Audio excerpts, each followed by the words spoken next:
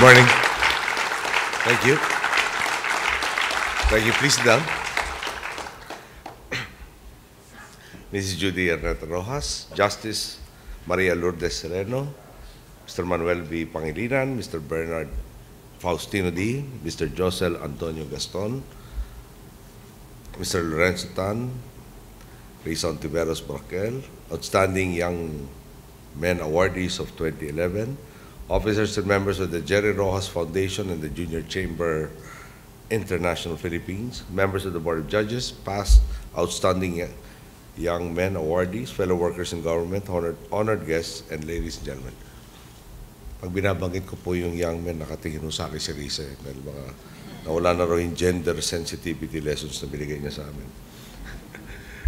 Every year, we recognize 10 outstanding young Filipinos who have not only gone on to fruitful careers in their chosen fields, but who have also committed themselves to effect meaningful change in our society. Your earnest efforts to give back to your communities and to our country have led to this day. You represent the best of your generation, and it is a privilege to be able to personally confer this honor on all of you. The 10 outstanding young men carries with it 52 years of honor and excellence.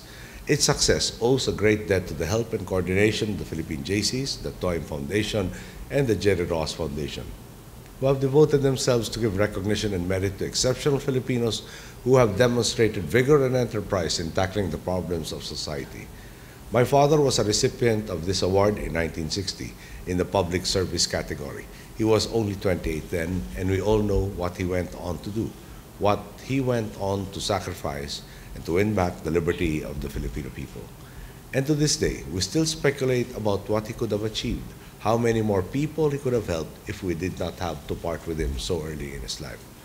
Like my father, when he received this award, all of you here have the gift of youth, and more importantly, the gift of having the potential to be catalysts for change.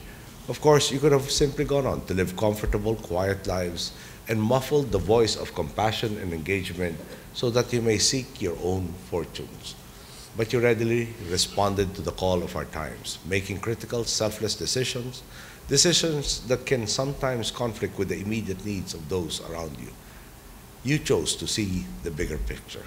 You realize that the only way to move this country forward is by ensuring that others don't get left behind, even as we take our own individual steps. You stood your ground. You succeeded in imparting positive change to our society.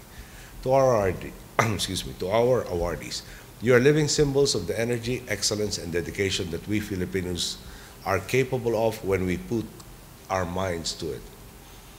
I hope that in calling attention to those of us Filipinos who excel, I can help restore confidence in ourselves, not just as individuals, but more importantly, as a people.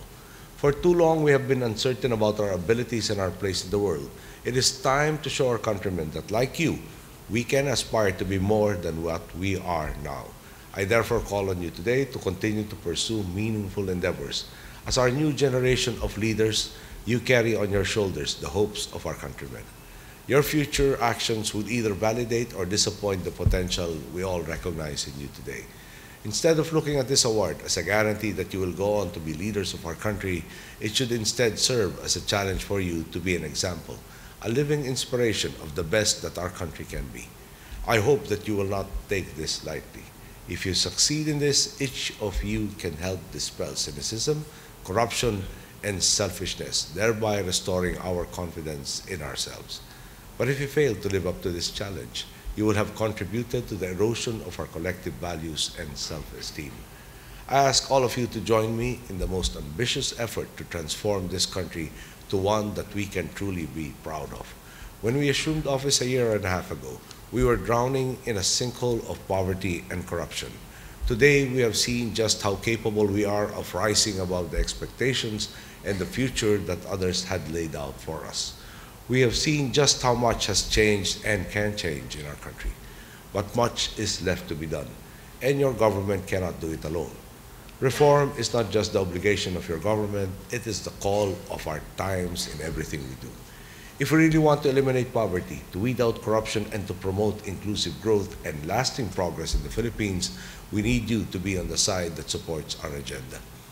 Be trustworthy, responsible, and continue to take part in our collective responsibilities as one Filipino people.